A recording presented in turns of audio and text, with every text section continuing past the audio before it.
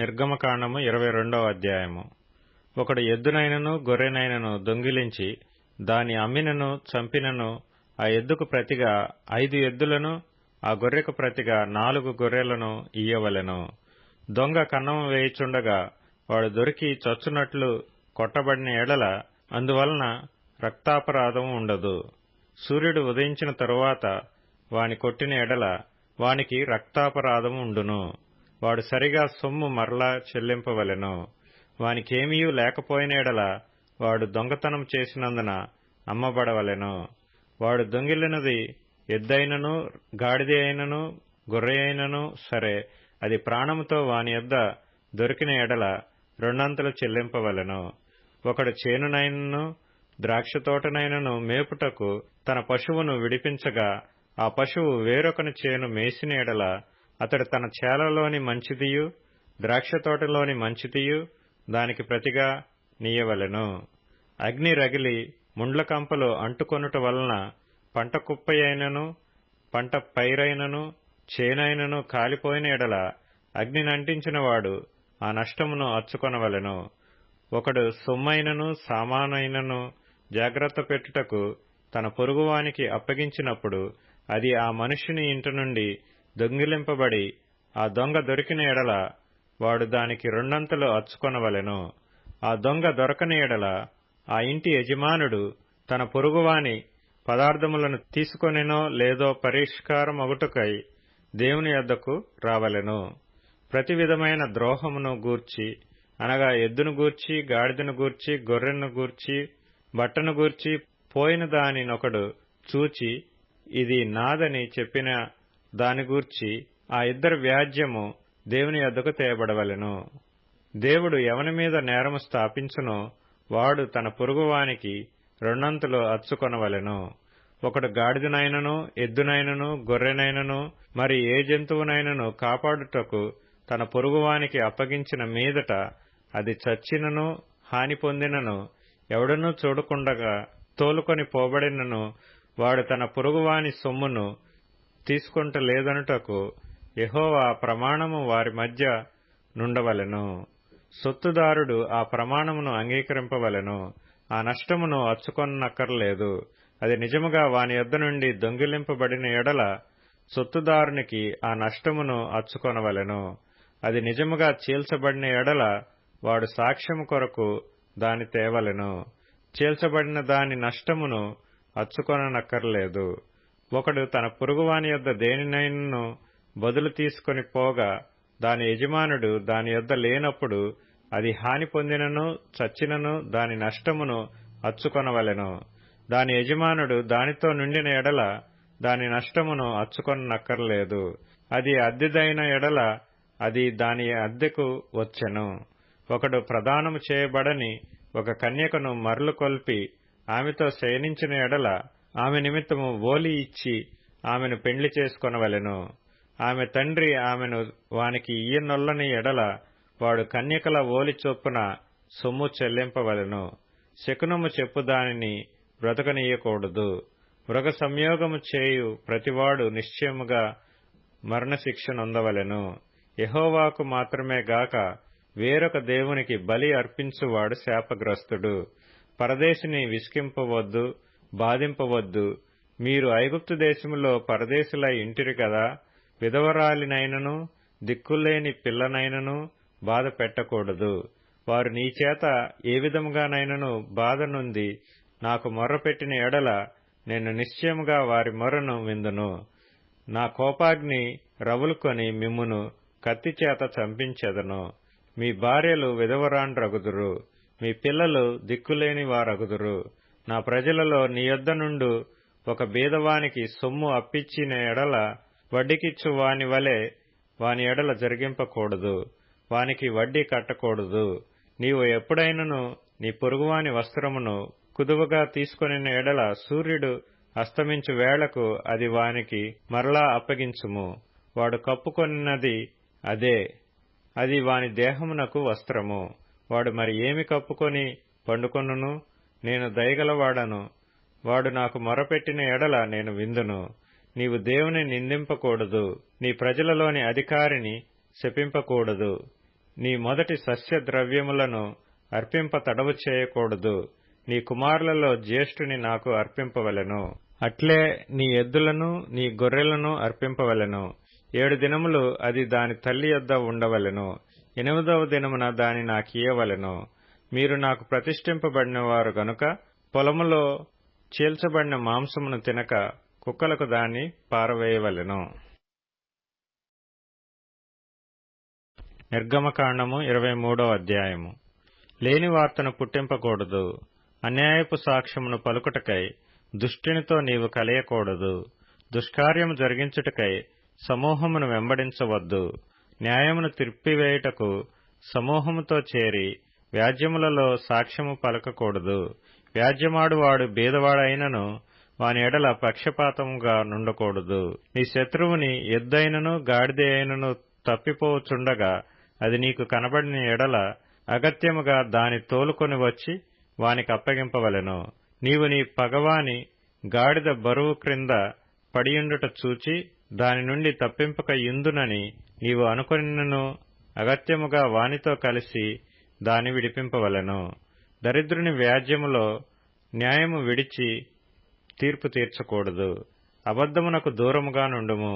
నిరపరాధినైనను నీతిమంతునినైనను చంపకూడదు. నేను దుష్టుని నిర్దోషినిగా ఎంచను. లంచము తీసుకొనకూడదు. లంచము దృష్టి గలవానికి గ్రుడ్డితనము కలుగజేసి నీతిమంతుల మాటలకు అపార్థము చేయించును. పరదేశిని బాధింపకూడదు. పరదేశి మనస్సు ఎట్లుండునో మీరెరుగుదురు. మీరు ఐగుప్తులో పరదేశులై ఇంటిరి గదా. 6 సంవత్సరములు నీ భూమిని విత్తి దాని పంట కూర్చుకొనవలెను.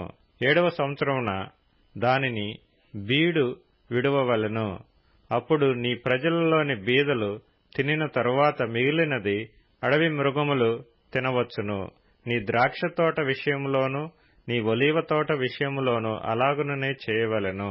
6 దినములు నీ పనులు చేసి నీ ఎద్దును నీ గాడిదయు నీ దాసి కుమారుడును పరదేశీయు విశ్రమించున్నట్లు 7వ దినమున ఊరక ఉండవలెను. నేను మీతో చెప్పిన వాటినన్నిటినీ జాగ్రత్తగా గైకొనవలెను. వేరొక దేవుని పేరు ఉచ్చరింపకూడదు. అది నీ నోటి నుండి రానియ తగదు. సంవత్సరమునకు 3 మారులు నాకు పండుగ ఆచరింపవలెను. పులియన రొట్టెల పండుగనాచరింపవలెను. నేను నీకు ఆజ్ఞాపించినట్లు అబీబు నెలలో నీవు ఐగుప్తులో నుండి బయలుదేరి వచ్చితివి గనుక ఆ నెలలో నియామక కాలమందు 7 దినములు పులియన రొట్టెలను తినవలెను. నా సన్నిధిని ఎవడనూ వట్టి చేతులతో కనబడకూడదు. నీవు పొలములో విత్తిన నీ వ్యవసాయముల తొలి పంట యొక్క కోత పండుగను, పొలములో నుండి నీ వ్యవసాయ ఫలములను నీవు కూర్చుకొనిన తరువాత సంవత్సరాంతమందు ఫల సంగ్రహపు పండుగను ఆచరింపవలెను. సంవత్సరమునకు 3 మారులు పురుషులందరూ ప్రభువైన యెహోవా సన్నిధిని కనబడవలెను. నా బలుల రక్తమును పులిసిన ద్రవ్యముతో అర్పింపకూడదు. నా పండుగలో నర్పించిన క్రొవ్వు ఉదయం వరకు నిలువయుండకూడదు. నీ భూమి ప్రథమ ఫలములో మొదటి వాటిని దేవుడైన యెహోవా మందిరమునకు తేవలెను. మేకపిల్లను దాని తల్లి పాలతో ఉడకబెట్టకూడదు. ఇదిగో త్రోవలో నిన్ను కాపాడి నేను సిద్ధపరిచిన చోటుకు నిన్ను రప్పించుటకు ఒక దూతను నీకు ముందుగా పంపుచున్నాను. ఆయన సన్నిధిని జాగ్రత్తగా నుండి ఆయన మాట వినవలెను. ఆయన కోపము రేపవద్దు. మీ అతిక్రమములను ఆయన పరిహరింపడు. నా నామము ఆయనకున్నది. అయితే నీవు ఆయన మాటను జాగ్రత్తగా విని నేను చెప్పినది యావత్తు చేసిన ఎడల నేను నీ శత్రువులకు శత్రువును నీ విరోధులకు విరోధినై యుందును. ఎట్లనగా నా దూత నీకు ముందుగా వెళ్ళుచు అమోరీయులు, హిత్తీయులు, పెరిజ్జీయులు, కనానీయులు, హివ్వీయులు, యెబూసీయులను వారున్న చోటుకు నిన్ను రప్పించును. నేను వారిని సంహరించెదను. వారి దేవతలకు సాగిలపడకూడదు, వాటిని పూజింపకూడదు. వారి క్రియల వంటి క్రియలు చేయక వారిని తప్పక నిర్మూలము చేసి వారి విగ్రహములను బొత్తిగా పగలుకొట్టవలెను. నీ దేవుడైన యెహోవానే సేవింపవలెను. అప్పుడు ఆయన నీ ఆహారమును నీ పానమును దీవించును. నేను నీ మధ్య నుండి రోగము తొలగించెదను. కడుపు దిగబడునదియు గొడ్డుదియు నీ దేశములోనూ ఉండదు. నీ దినముల లెక్క సంపూర్తి చేసెదను. నన్ను బట్టి మనుష్యులు నీకు భయపడునట్లు చేసెదను. నీవు పోవు సర్వదేశముల వారిని ఓడగట్టి నీ సమస్త శత్రువులు నీ ఎదుట నుండి పారిపోవునట్లు చేసెదను. మరియు పెద్ద కందిరీగలను నీకు ముందుగా పంపించెదను. అవి నీ ఎదుట నుండి హివ్వీయులను, కనానీయులను, హిత్తీయులను వెళ్లగొట్టును. దేశము పాడై అడవి మృగములు నీకు విరోధముగా విస్తరింపకుండునట్లు వారిని 1 సంవత్సరంలోనే నీ ఎదుట నుండి వెళ్లగొట్టును. నీవు అభివృద్ధి పొంది ఆ దేశమును స్వాధీనపరుచుకొను వరకు క్రమక్రమముగా వారిని నీ ఎదుట నుండి వెళ్లగొట్టెదను. మరియు ఎర్ర సముద్రం నుండి ఫిలిష్తీయుల సముద్రము వరకును, అరణ్యము నుండి నది వరకును నీ పొలిమేరలను ఏర్పరచెదను. ఆ దేశ నివాసులను నీ చేతికి అప్పగించెదను. నీవు నీ ఎదుటి నుండి వారిని వెళ్లగొట్టెదవు. నీవు వారితోనైనను వారి దేవతలతోనైనను నిబంధన చేసుకొనవద్దు. నీవు వారి దేవతలను సేవించిన ఎడల అది నీకు ఉరి అగును గనుక వారు నీచేత నాకు విరోధముగా పాపము చేయింపకుండునట్లు వారు నీ దేశములో నివసింపకూడదు. నిర్గమకాండము 24వ అధ్యాయము. మరియు ఆయన మోషేతో ఇట్లనెను, నీవును అహరోనును నాదాబును అబీహును ఇశ్రాయేలీల పెద్దలలో 70 మందియు యెహోవా యొద్దకు ఎక్కి వచ్చి దూరమున సాగిలపడుడి. మోషే మాత్రము యెహోవాను సమీపింపవలెను, వారు సమీపింపకూడదు. ప్రజలు అతనితో ఎక్కి రాకూడదు. మోషే వచ్చి యెహోవా మాటలన్నిటినీ విధులన్నిటినీ ప్రజలతో వివరించి చెప్పెను. ప్రజలందరూ యెహోవా చెప్పిన మాటలన్నిటి ప్రకారము చేసెదమని ఏక శబ్దంతో ఉత్తరమిచ్చిరి. మరియు మోషే యెహోవా మాటలన్నిటినీ వ్రాసి ఉదయమందు లేచి ఆ కొండ దిగువను బలిపీఠమును ఇశ్రాయేలు 12 గోత్రములు చొప్పున 12 స్తంభములను కట్టి ఇశ్రాయేలీలలో యవనస్తులను పంపగా వారు దహన బలులు నర్పించి యెహోవాకు సమాధాన బలులుగా కోడెలను వధించిరి. అప్పుడు మోషే వాటి రక్తములో సగము తీసుకొని పళ్ళెములలో పోసి ఆ రక్తములో సగము బలిపీఠము మీద ప్రోక్షించెను. అతడు నిబంధన గ్రంథమును తీసుకొని ప్రజలకు వినిపింపగా వారు యెహోవా చెప్పినవన్నీయు చేయుచు విధేయులమై ఇందుమనిరి. అప్పుడు మోషే రక్తమును తీసుకొని ప్రజల మీద ప్రోక్షించి, ఇదిగో ఈ సంగతులన్నిటి విషయమై యెహోవా మీతో చేసిన నిబంధన రక్తము ఇదే అని చెప్పెను. తరువాత మోషే, అహరోను, నాదాబు, అబీహు ఇశ్రాయేలీయుల పెద్దలలో 70 మందియు ఎక్కిపోయి ఇశ్రాయేలీల దేవుని చూచిరి. ఆయన పాదముల క్రింద నిగనిగలాడు నీలమయమైన వస్తువు వంటిదియు ఆకాశమండలపు తేజము వంటిదియు ఉండెను. ఆయన ఇశ్రాయేలీలలోని ప్రధానులకు ఏ హానియూ చేయలేదు. వారు దేవుని చూచి అన్నపానములు పుచ్చుకొనిరి. అప్పుడు యెహోవా మోషేతో ఇట్లనెను, నీవు కొండ ఎక్కి నా యొద్దకు వచ్చి అచ్చట నుండుము. నీవు వారికి బోధించినట్లు నేను వారికి ఆజ్ఞలను, ధర్మశాస్త్రమును, రాతి పలకలను నీకిచ్చేదనగా మోషేయు అతని పరిచారకుడైన యెహోషువయు లేచిరి. మోషే దేవుని కొండ మీదకి ఎక్కెను. అతడు పెద్దలను చూచి, మేము మీ యొద్దకు వచ్చు వరకు ఇక్కడనే ఉండుడి. ఇదిగో అహరోనును హూరును మీతో ఉన్నారు. ఎవనికైనను వ్యాజ్యమున్న ఎడల వారి యొద్దకు వెళ్లవచ్చునని వారితో చెప్పెను. మోషే కొండ మీదికి ఎక్కినప్పుడు ఆ మేఘము కొండను కమ్మెను. యెహోవా మహిమ సీనాయి కొండ మీద నిలిచెను. మేఘము 6 దినములు దాని కమ్ముకొనెను. 7వ దినమున ఆయన మేఘములో నుండి మోషేను పిలిచినప్పుడు యెహోవా మహిమ ఆ కొండ శిఖరము మీద దహించు అగ్నివలే ఇశ్రాయేలీల కన్నులకు కనబడెను. అప్పుడు మోషే ఆ మేఘములో ప్రవేశించి కొండ మీదికి ఎక్కెను. మోషే ఆ కొండ మీద రేయింబవళ్లు 40 దినములు ఉండెను. నిర్గమకాండము 25వ అధ్యాయము. యెహోవా మోషేకు ఇలాగు సెలవిచ్చెను, నాకు ప్రతిష్ఠార్పణ తీసుకుని రండని ఇశ్రాయేలీలతో చెప్పుము. మనఃపూర్వకంగా అర్పించు ప్రతి మనిషిని యొద్ద దాని తీసుకొనవలెను. మీరు వారి యొద్ద తీసుకొనవలసిన అర్పణలేవనగా బంగారు, వెండి, ఇత్తడి, నీల, ధూమ్ర, రక్తవర్ణములు, సన్నపునార, మేక వెంట్రుకలు, ఎరుపు రంగు వేసిన పొట్టేళ్ల తోళ్లు, సముద్ర వత్సల తోళ్లు, తుమ్మకర్రలు, ప్రదీపమునకు తైలము, అభిషేక తైలమునకును పరిమళ ద్రవ్యముల ధూపమునకు సుగంధ సంభారములు, లేత పచ్చలు, ఏఫోదుకును పతకమునకును చెక్కు రత్నములు అనునవే. నేను వారిలో నివసించినట్లు వారు నాకు పరిశుద్ధ స్థలమును నిర్మింపవలెను. నేను నీకు కనపరచు విధముగా మందిరము యొక్క ఆ రూపమును, దాని ఉపకరణములన్నిటి రూపమును నిర్మింపవలెను. వారు తుమ్మకర్రతో నొక మందసమును చేయవలెను. దాని పొడుగు 2 మూరలున్నర, దాని వెడల్పు 3 మూరెడున్నర, దాని ఎత్తు 3 మూరెడున్నర. దానిమీద మేలిమి బంగారు రేకు పొదిగింపవలెను. లోపలను వెలుపలను దానికి పొదిగింపవలెను. దానిమీద బంగారు జవను చుట్టూ కట్టవలెను. దానికి 4 బంగారు ఉంగరములను పోతపోసి, ఒక ప్రక్కను 2 ఉంగరములు, ఎదుటి ప్రక్కను 2 ఉంగరములు ఉండునట్లు దాని 4 కాళ్లకు వాటిని వేయవలెను. తుమ్మకర్రతో మోతకర్రలను చేసి వాటికి బంగారు రేకులను పొదిగించి, వాటితో ఆ మందసమును మోయుటకు ఆ ప్రక్కల మీది ఉంగరములలో ఆ మోతకర్రలను దూర్చవలెను. ఆ మోతకర్రలు ఆ మందసపు ఉంగరములలోనే ఉండవలెను. వాటిని దాని యొద్ద నుండి తీయకూడదు. ఆ మందసములో నేను నీకిచ్చు శాసనములనుంచవలెను. మరియు నీవు మేలిమి బంగారుతో కరుణాపీఠమును చేయవలెను. దాని పొడుగు 2 మూరలున్నర, దాని వెడల్పు 3 మూరెడున్నర. మరియు 2 బంగారు కెరూబులను చేయవలెను. కరుణాపీఠము యొక్క 2 కొనలను నగిషీ పనిగా చేయవలెను. ఈ కొనను ఒక కెరూబును, ఆ కొనను ఒక కెరూబును చేయవలెను. కరుణాపీఠమున దాని 2 కొనల మీద కెరూబులను దానితో ఏకాండముగా చేయవలెను.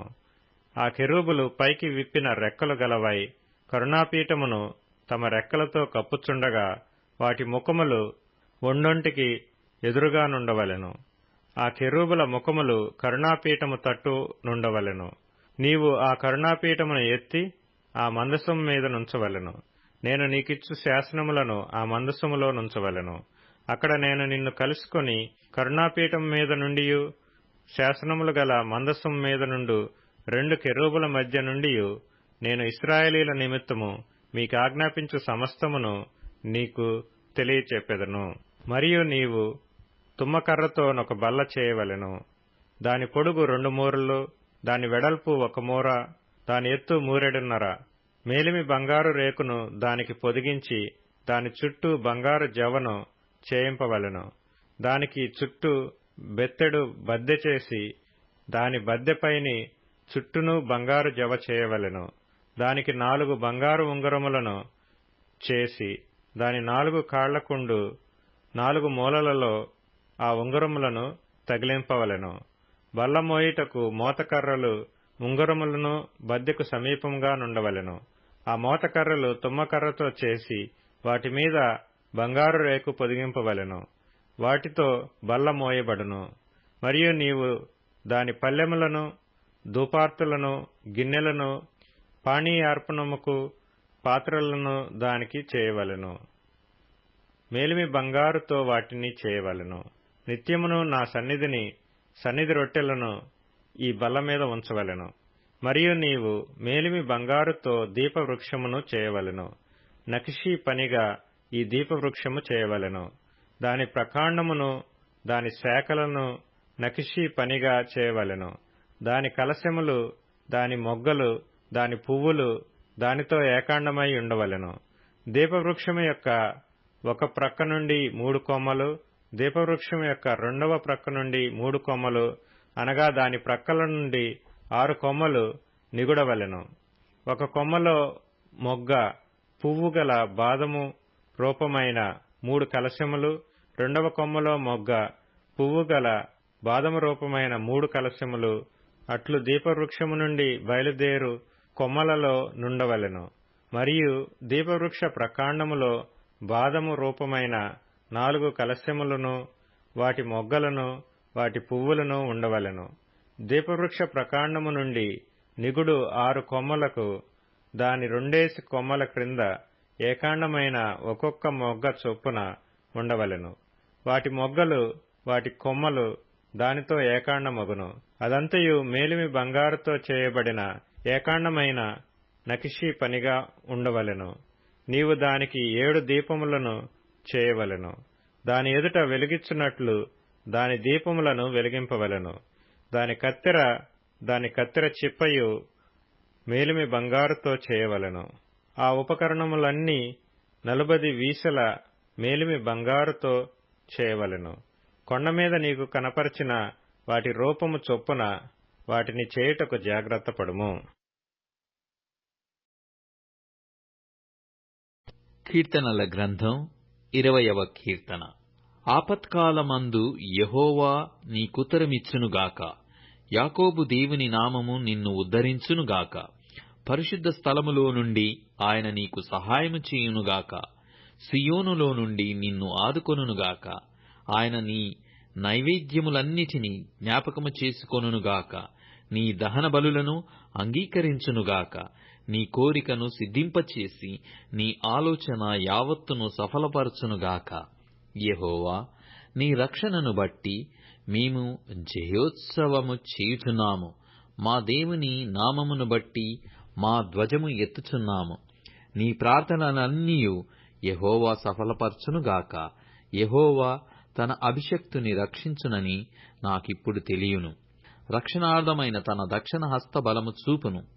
తన పరిశుద్ధాకాశములో నుండి అతనికుత్తరమిచ్చును. కొందరు రథములను బట్టియు కొందరు గుర్రములను బట్టియు అతిశయపడుదురు. మనమైతే మన దేవుడైన యెహోవా నామమును బట్టి అతిశయపడుదము. వారు కృంగి నేలమీద పడియున్నారు. మనము లేచి చక్కగా నిలుచున్నాము. యెహోవా రక్షింపుము. మేము మొర్రపెట్టునప్పుడు రాజు మాకుత్తరమిచ్చునుగాక. మత్తయి సువార్త 24వ అధ్యాయం. యేసు దేవాలయము నుండి బయలుదేరి వెళ్ళుచుండగా ఆయన శిష్యులు ఆ దేవాలయపు కట్టడములు ఆయనకు చూపించవచ్చిరి. అందుకాయన, మీరు ఇవన్నీ చూచుచున్నారు గదా, రాతి మీద రాయి ఒకటి అయినను ఇక్కడ నిలిచియుండకుండా పడద్రోయబడునని మీతో నిశ్చయముగా చెప్పుచున్నానని వారితో అనెను. ఆయన ఒలీవ కొండ మీద కూర్చుండియున్నప్పుడు శిష్యులు ఆయన యొద్దకు ఏకాంతముగా వచ్చి, ఇవి ఎప్పుడు జరుగును? నీ రాకడకును ఈ యుగ సమాప్తికిని సూచన లేవని మాతో చెప్పమనగా, యేసు వారితో ఇట్లనెను, ఎవడునూ మిమ్మును మోసపరచకుండా చూచుకొనుడి. అనేకులు నా పేరట వచ్చి నేనే క్రీస్తునని చెప్పి పలువురిని మోసపరచెదరు. మరియు మీరు యుద్ధములను గూర్చియు యుద్ధ సమాచారములను గూర్చియు వినబోదురు. మీరు కలవరపడకుండా చూచుకొనుడి. ఇవి జరగవలసి ఉన్నవి గాని అంతము వెంటనే రాదు. జనము మీదికి జనమును, రాజ్యము మీదికి రాజ్యమును లేచును. అక్కడక్కడ కరువులను, భూకంపములను కలుగును. ఇవన్నీయు వేదనలకు ప్రారంభము. అప్పుడు జనులు మిమ్మును శ్రమల పాలు చేసి చంపెదరు. మీరు నా నామము నిమిత్తము సకల జనముల చేత ద్వేషింపబడుదురు. అనేకులకు అభ్యంతరపడి ఒకనికొకడు అప్పగించి ఒకనినొకడు ద్వేషింతురు. అనేకులైన అబద్ధ ప్రవక్తలు వచ్చి పలువురిని మోసపరిచెదరు. అక్రమము విస్తరించుట చేత అనేకుల ప్రేమ చల్లారును. అంతము వరకు సహించువాడెవడో వాడై రక్షింపబడును. మరియు ఈ రాజ్య సువార్త సకల జనములకు సాక్ష్యార్థమై లోకమందంతటను ప్రకటింపబడును. అటు తర్వాత అంతము వచ్చును. కాబట్టి ప్రవక్త అయిన దానియేలు ద్వారా చెప్పబడిన నాశనకరమైన హేయ వస్తువు పరిశుద్ధ స్థలమందు నిలుచుట మీరు చూడగానే చదువువాడు గ్రహించుగాక. యూదయలో ఉండువారు కొండలకు పారిపోవలెను. మిద్దె మీద ఉండువాడు తన ఇంటిలో నుండి ఏదైనను తీసుకుని పోవుటకు దిగకూడదు. పొలములో ఉండువాడు తన బట్టలు తీసుకొని పోవుటకు ఇంటికి రాకూడదు. అయ్యో, ఆ దినములలో గర్భిణీలకును పాలిచ్చువారికి శ్రమ. అప్పుడు మహాశ్రమ కలుగును గనుక మీరు పారిపోవుట చలికాలమందైనను విశ్రాంతి దినమందైనను సంభవింపకుండవలెనని ప్రార్థించుడి. లోకారంభము నుండి ఇప్పటి వరకును అట్టి శ్రమ కలగలేదు, ఇక ఎప్పుడునూ కలగబోదు. ఆ దినములు తక్కువ చేయబడకపోయిన ఎడల ఏ శరీరియు తప్పించుకొనడు. ఏర్పరచబడిన వారి నిమిత్తము ఆ దినములు తక్కువ చేయబడును. ఆ కాలమందు ఎవడైనను, ఇదిగో క్రీస్తు ఇక్కడ ఉన్నాడు అక్కడ ఉన్నాడు అని చెప్పిన ఎడల నమ్మకుడి. అబద్ధపు క్రీస్తులను అబద్ధపు ప్రవక్తలను వచ్చి సాధ్యమైతే ఏర్పరచబడిన వారిని సహితము మోసపరచుటకై గొప్ప సూచక క్రియలను మహత్కార్యములను కనపరచెదరు. ఇదిగో ముందుగా నేను మీతో చెప్పియున్నాను. కాబట్టి ఎవరైనను ఇదిగో అరణ్యములో ఉన్నాడని మీతో చెప్పినను వెళ్ళకుడి, ఇదిగో లోపలి గడియలో ఉన్నాడని చెప్పినను నమ్మకుడి. మెరుపు తూర్పున పుట్టి పడమటి వరకు ఎలాగు కనబడదో అలాగే మనుష్య కుమారుని రాకడయు నుండును. పీనుగ ఎక్కడ ఉన్నదో అక్కడ గద్దెలు పోగవును. ఆ దినముల శ్రమ ముగిసిన వెంటనే చీకటి సూర్యుని కమ్మును, చంద్రుడు కాంతిని ఇయ్యడు, ఆకాశము నుండి నక్షత్రములు రాలును, ఆకాశమందలి శక్తులు కదిలింపబడును. అప్పుడు మనిషి కుమారుని సూచన ఆకాశమందు కనబడును. అప్పుడు మనిషి కుమారుడు ప్రభావముతోనూ మహామహిమతోనూ ఆకాశమేఘారూఢుడై వచ్చుట చూచి భూమి మీదున్న సకల గోత్రముల వారు రొమ్ము కొట్టుకొందురు. మరియు ఆయన గొప్ప బూరతో తన దూతలను పంపును.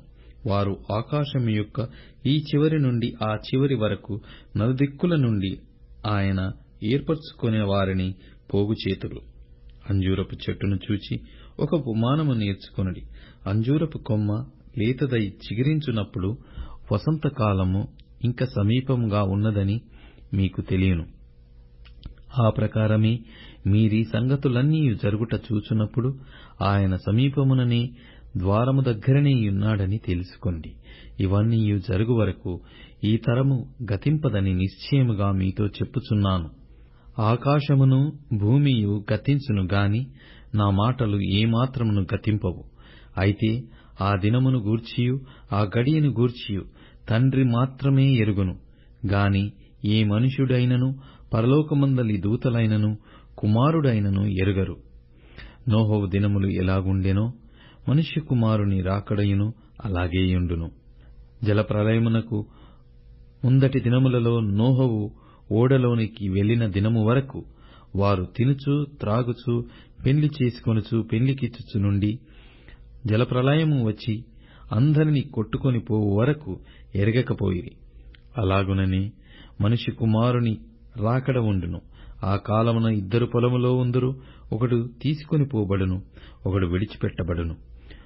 ఇద్దరు స్త్రీలు తిరుగలి విసరుచుందురు, ఒకటి తీసుకొని పోబడును, ఒకటి విడిచిపెట్టబడును. కావున ఏ దినమున మీ ప్రభువు వచ్చునో మీకు తెలియదు కనుక మెలకువగా నుండి, ఏ జామున దొంగ వచ్చునో ఇంటి యజమానునికి తెలిసి ఉండిన ఎడల అతడు మెలకువగా ఉండి తన ఇంటికి కన్నము వేయనీయడని మీరెరుగుదురు. మీరనుకొనని గడియలో మనుష్య కుమారుడు వచ్చును గనుకనే మీరును సిద్ధముగా ఉండుడి. యజమానుడు తన ఇంటి వారికి తగిన వేళ అన్నము పెట్టుటకు వారిపైన ఉంచిన నమ్మకమైన వాడును బుద్ధిమంతుడునైన దాసుడెవడు?